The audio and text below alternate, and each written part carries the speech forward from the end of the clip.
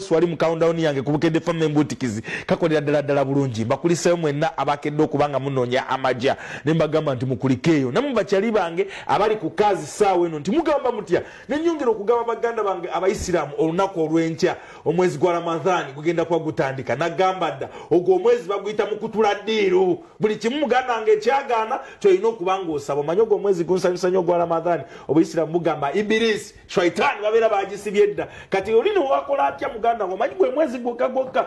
omuntu ekintu nakwetondera nagamba muganda ngo ninye ensonyiwa gwe mwezi gwa Ramadhani baganda bange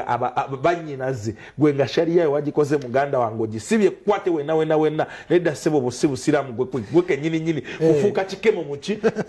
musawumu eno gye tugendamu emikola gibadde mingi ennaku zino ate nga balina okubirira okulaba nti bayingira omwezi guno omutukuvu nga mutuufu bonna omwezi nga muganda wange buli kimu oli talatibu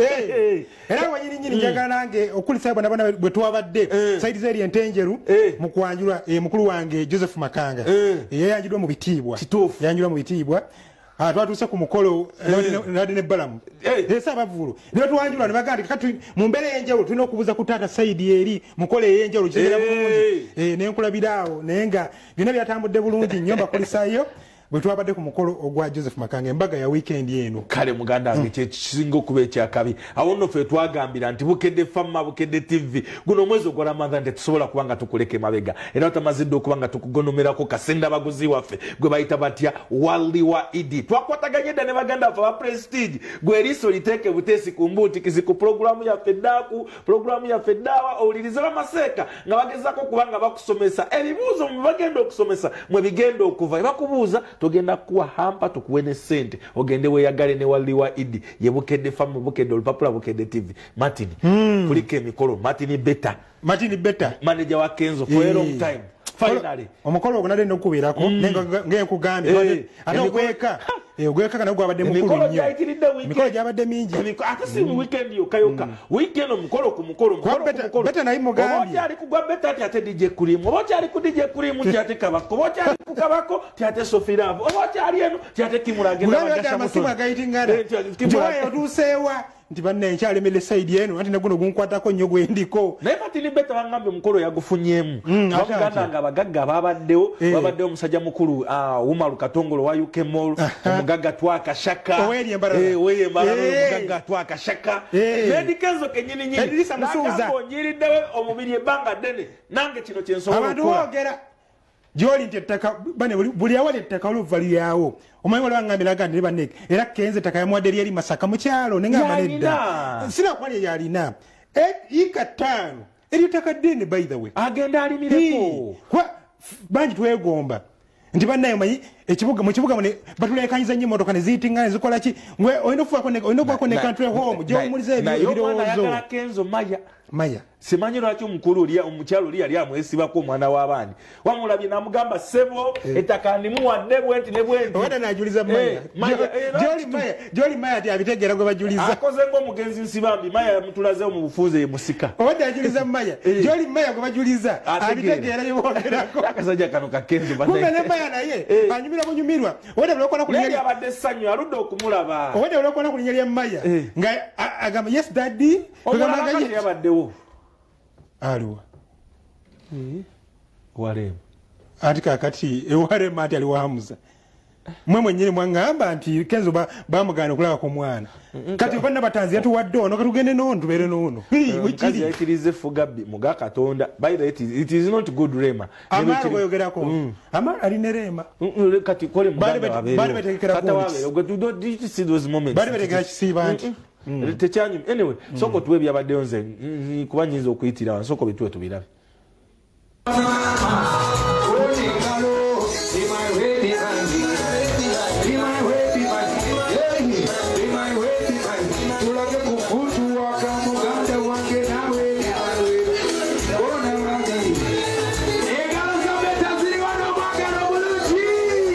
nina kukuwa ekibanja nga kyayika 5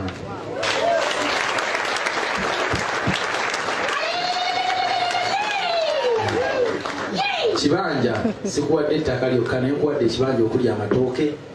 ekibanja okuli fene okuli emiyembe okuli nekyapa nze nkirina ettaka lyange liri between Kyotera ne Kaliisizo ewaffe mu Buddu badde nsaba onsenge emitala waali we baziika maama wange ettaka eryo ndikuwadde nga ne Maya waali wano kyekyampisiza Maya jangu wano. We really do appreciate kino nkikoze ku lwange ne famire yange kukusiima ku lwange era kino ngenda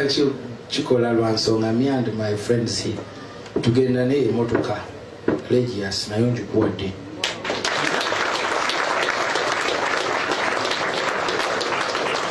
Motoka eyo nayo njikuwadde tugenda kukuwaayo ente ogiteekemu nayo. Amin. Saba Mukama abawe omukisa mwebale nnyo okujja.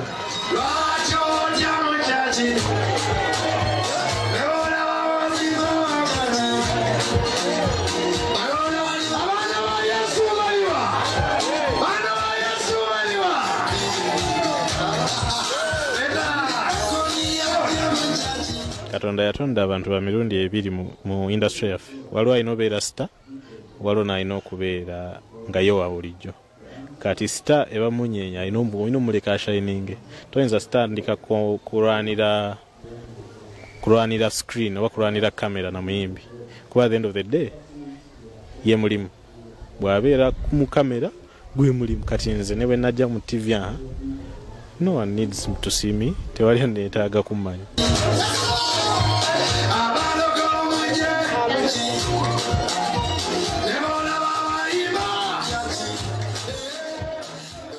Oyo mu ku mikwano gya Kenzo Nfanfe. Kenzo ne wagenda mba Godfather n'akola video ezakabi oyo nga tannaba kugira bamu tesoboka. Martin Beta. In fact lunaku lumu Kenzo yayagala okumukuba camping ekimukubisa. Martin Beta kubanga ayina sente nenga Martin Beta ayina ebizibu aganyo zikwatako. Namugamba onyinnyonnyola bigana namugamba zino si zange. Martin muhumuza. Awe nategeera nti omusajja omuki. Omusajja Kenzo amwagala namugamba Beta kiki. Bangambye kino na kino oyina sente bwezi nebwezi tiezo si zange za kampuni. Kenzo nagamba ono cowboy wange muganda wange mwagala nnyo bafudde wala Beta bali kutongoza mukyala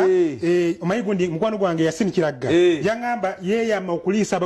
abagundi abagenyi bona bana ku mukolo kuba naye mukwano gwabwe nnyo yasinikiragga promoter banene size mukwano gwa Beta ate mukwano gwa Kenzo nnyo era ndoze ebintu byonna bigende Canada abayimbi bona oyo Beta yagezako kubanga bikwasaganya is one of the biggest video directors between mu gwanga Uganda gwe tolaba Kenzo nga wakabino loza nti chichiti bonna ina abakabi aina studio erimu owakabi kuseimu owakabi video director Martin Beto owakabi kati gwe muganda wange Kenzo kuba owakabi saimo ebintu byabere ebizibu era star andi mukolo gye gwagwera nika Kenzo yayogerwako bali omukolo gwa Martin Beta Martin muhumuza omayi Kenzo yayambadde ekyambalo ekyo nasoka nebadda ku kyambalo kya Kenzo nebadda ku Maya nebadda ku ttaka emmotoka byamuwadde omukolo gali gwa Martin Beta entebe tewali kutwala abayimbi abayimbi bandyeko obutala bonna abantu b'entebe badde kulaba abayimbi kwagira kwerenga Kenzo omuyimbi ayagala nti onjagala nnyo nkimanyi muli bangi bakyaliba akwerekerako ng'omuntu wa bulijjo sino okubatwala nedda mpe buwi sente koyiza tukali mu kidaala bonna basenga wayitamu muyimbi fo gyerinnya lyatwe batandike tesigenda kukikola kutwala abayimbi bonna anyway Martin njagala tusoke tugenda omanyi weekend yabadde yabo Mikolo myerere kati twabadde no negondi abagagga basigala mu kibuga Kampala Johnny White ne muganda Barry White okuva mu White family Barry White muganda nge yabadde n'amazaalibwa gabadde eri ku Marakai natukayo ka wantu eyo bakola akagundi akafo ka mulembe nnyo nkugambye natukayo ekibira kya eka nga 10 kinga buli wamu musajja mukulu muganda nge Johnny Barry White bamukoledde surprise birthday party Sophie Love akumye mikwano ku bantu bano bannaye era mugamba era newunyiza omayi Sophie Love atika kubulira webera pate ya J Brown Sophie Love yagano jibera webera ya Peter Celeb Rita Penny Barry White Luyima bali bana Sophie Love omuganda Luyima mwega Luyima nalabyeko gundi awo wona mukwano gwawe omulala yabadde waawo namulabyeko awo Stephen Kasumba bona abaddeyo naye bataye musajja mulabe Peter Serebu oyamanya epeesa amanyi walina okunyiga epeesa eri Bale White ndoza muganda wange y'omukuba kayina kuviira ddala yakasente agamba ayina emirandira togenda kumulabanga bagagga bamwe balala nga baweddemu ate muganda wange kumpi yabadde ng'ambaga ate yakowa ekintu kimu tojja mulaba nnyo mu bino mulabamu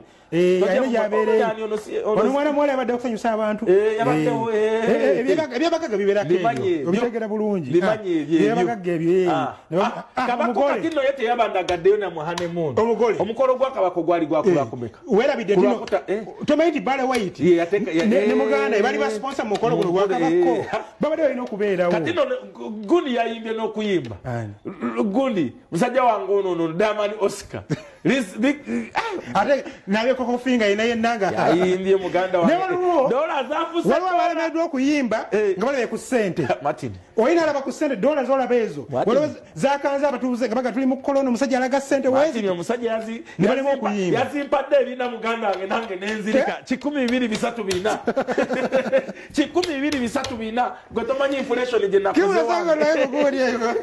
era omwana namugambye leka nsooke nkwoteyo wakiri wezi tinemwotyeyo mwotya omwana erakkiriza ate omwa dola zokka tozivungisiza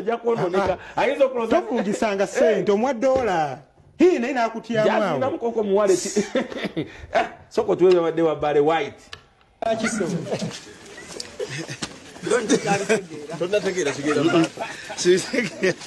ebintu bintabuseeko zino nkoye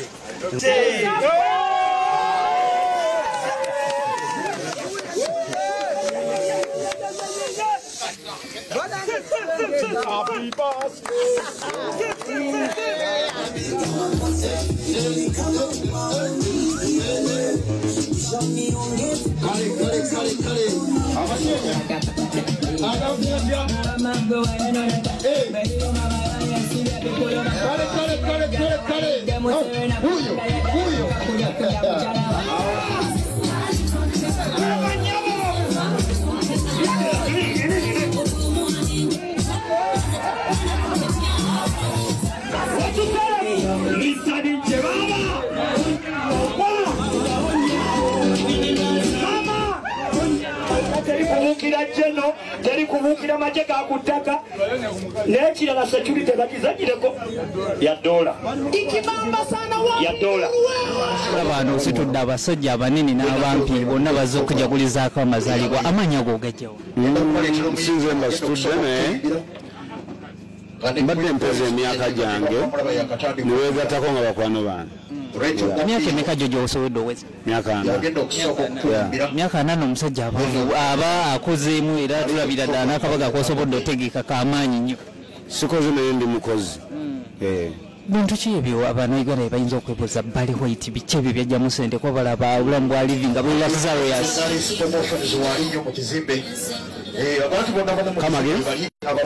like abanayuganda babeereyo nga beebuuza bannaye abantu nga bano nga Bale White bakola bintu ki okubeera nga balivinga that luxurious life ntuli bakozi era wejja gyendi nombuuza obukozi bwange nsobola okulaga sisobola bikunyonyolera wano otulabye omugole yabadde yakava mu mikolo just nnaku nga 2 emabega naye asobodde okujja wano abadde nekyaliwo okuva emabega mutabanyi wange sikyali wange mpolampola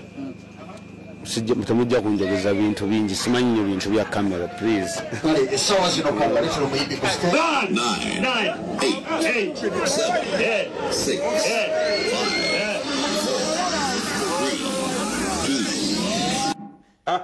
omugagga Bale White tubakuliseyo mwena muganda wange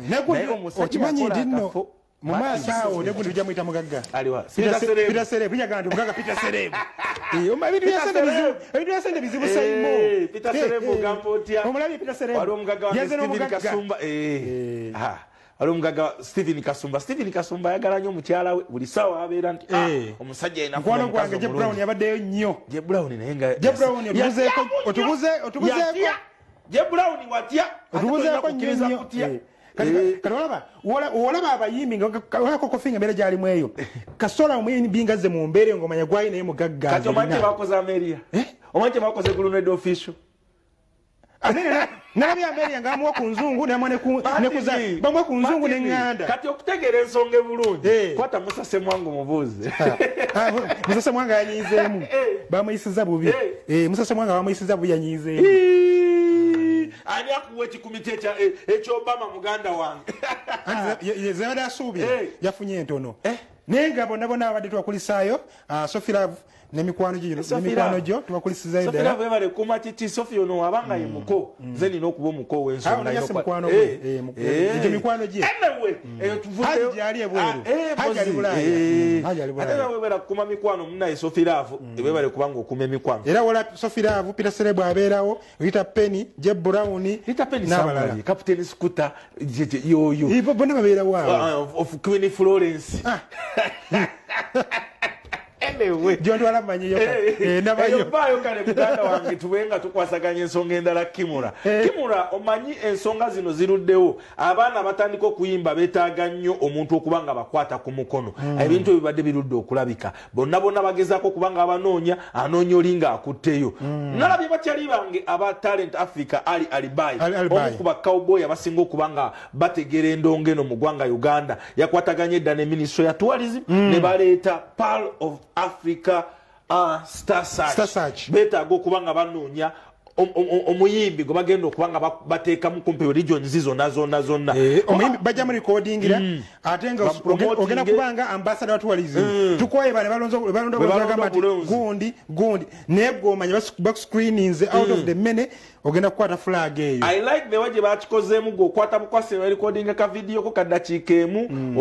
lwaki oyagala okuba star lwaki oyagala kukola kiki okabasindikire omanyi emikolo gite kikyasoboka ekyokuŋŋaanya abayimbi ne bakola obuzibu nti tuli mbeera ya covid so kati weekwata n'obaweereza ekyasinza okunzanyusa Saimo nze mu nteekateeka eno nti kwe kulaba nti balowoozezza nnyo ne bafuna abantu mu industry eno abamu betulowooza nti nno bagitegeera bulungi nga Joantaka wali omukyalo oyo bajje babeere part of the judges n'okubuulirira abaana bano then the Ministry ya tourism mugezeko okubanga at least this time mukola ekintu ekyakabi because ebintu byonna byemuze mukwatako mu talent they are a total flop byonna bigaana biri simanye ezobina ezaki kino mukitaddeko essira nti kyekino bwe simanye MTV mama wajizi biki but wenalabyemu abantu abakabinga Alibai netegera okimanyi yazze engulu gundi Miss Uganda ate bangi abavudde mu gundi mu competitions ezo ne babeera ate nga n'abayimbi amanejinze bangi wajjukira ndowooza akyali ne Bebe Cool ebweru Navio alina abayimbi bangi bakwatako naddala nga bamanejinga side eri nga bagenda ebweru tuwe byabaddeyo tubirabe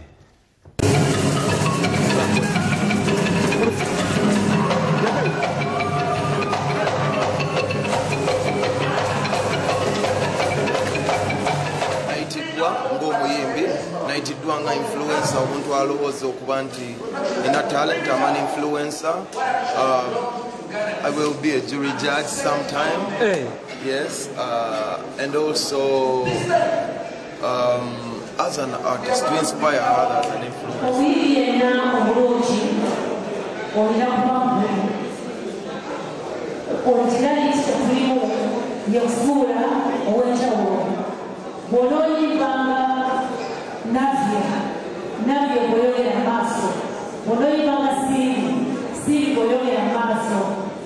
kunoonyereza tugenda kuba tunoonyereza ani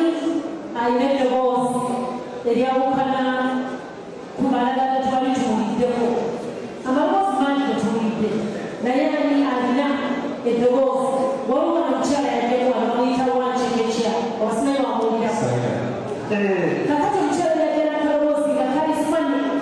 naye nga yakalina era kakasika buli muntu akawulire nolwo tetulowooza abayimbi abatabagere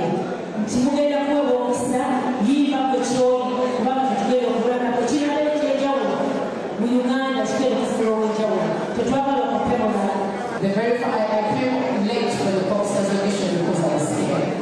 There was no other reason I was scared to go. And even before the interview, before I got into the room to do the audition, my voice like froze for a second. So I will be extra nice because I know how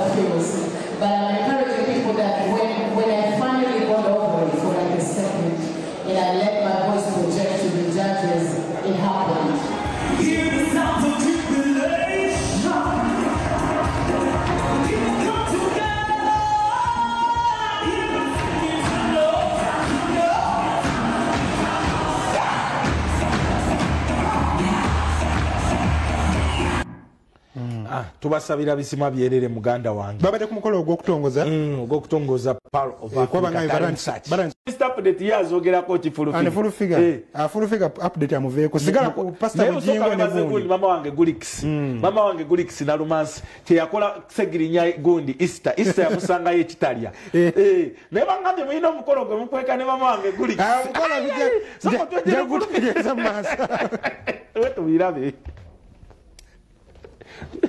jeno full figure tumulabe tubenga tudduka wano tubenga sagirinya nze namugwadde nze saginya mwaganya kwa muna Uganda kye nakoze kiri ekintu kimu na Uganda te yali XO sagirinya ekirungi nti akyali ku University of Understanding ekitalya njagala amala okuteeza University of Understanding wana amaliriza ngenda muza ku somero namugudde uniform namugudde eno kesi ye najiguze namugulide container namugulide botulo y'obutunda naye nateeka mu mazzi namugulide sopena namugulide sapena nemugulira rabba lula ne seti ne uniform njagala agende ku somero ningena mutwala mu technical oyagala asome biki njagala asome okukola okubajja ebinu okukesi z'abafu asobola ofuna ekipapa papula kuba Seginya bamusaba mpapa tebamugagenda kwekalakaza akole emisekuzo ebinu kesi z'abafu okubajja ebintu modelo kuba Seginya kirungi Katonda yamutonda bulungi amutonda ayagala akulanga nkuluku kwali awo alinga enkuluku alinga obuyundi buno bwo kupatakula ate musiufu atapa kukapakuka kalaja kusobola okugatta kesi z'abafu emisekuzo gine mini emiti egirima kati okugenda ku somero nga motoka ye mu dropping ku somero ngena muntu wala mu technical ne somero nalifunye na mazo disasula ngasula yo genda muteka mu kisulo ngena muteka mu kisulo waliko mukwano n'oyo omusajja todda uno mu misingako ani Sagirinya bikobe yakolera ku ggwanga ina kubeera ku University of Understanding kyovolaba nja kwebaza nnyo Secretary General Justin Kasori Mumba ekyo kibayita Secretary General w'ekibiina olabye akuta ababaka abayita mbona n'abatwala ekyenkwanzi okusobola okwemanya okutegera parliament ebeere efaanana etya mugenda kweyisa mutya mu parliament ekibata Secretary General w'ekibiina era ekibiina kya NRM kyafuna omukisa okufuna omukyala ng'oyo w'enkizo si kugenda kulinyira nyina ntebe kufuuyira mu parliament kukwata buzindalo kwogera nga tona tusa nalabako oli yagenda n'amakinga n'entebe gyagenda otulamu mbwate ngenda kwesimba ku bwa sipiika mbwate ngenda kwesimba ku buki kano tunulya mbu balina Lubongo ya Secretary General Lubongo anaye teyeemanyi tamanyi na bwali ali gadibenga ali awo ali naaga nokwezwa tanezuula omusanga mu state house omusanga eno ate na wudde katayagala kwesimba mu myaka 5 ejja tanisa okukola campaign balonda ebiwuka ebikunembi ebizezengere bano bahiuda mantemanyi kyeta parliament era nze mbebaza nnyo okuba nti basobola okugenda balaba omukulembeze w'eggwanga mbebaza era akyavuma bahiuda manti bagenda oli mulalu oli muloge mwandako wano mubaka watuuka mu parliament nafunye ngumi nanywa enjaga nalinnya mu ntebe nabuukabuuka nakwata empaya neziri okulumba America sirumbya America nze kye nalaba kubanga teyabuulirirwa ekibiina kye yagiramu kyakate kyamutuuza yajja independent toza tebamutuuza kumugamba nti parliament ebeera bweti ne bweti kakati nze kyendabye General full figure obudde tebusobola kutukiriza kyayinza okukola kati kankubuulire Yuda Maani kati oyo yayitawo amuleke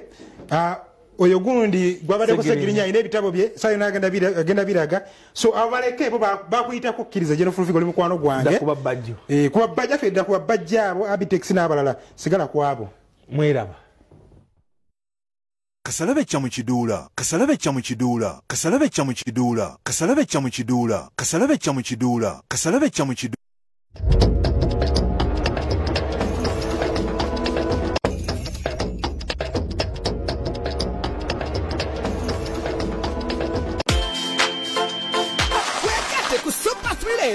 mukisa okuwangula miliyoni 2 Luka *185*333# ku Airtel oba *165*333# ku MTN yingizamu enamba zo 3 na mukisa ozeeko BTV saamu sente kuva ku siringi 10 okutuuka ku siringi emitwalo 5. Amanya gange Sampita Ngabo Alieti Mbela Machingi inalaba omukyala nga wangudde nange netandika okuzannya we nazannya nagenza okulaba ku Sunday eno nga Anatali yankubidde simu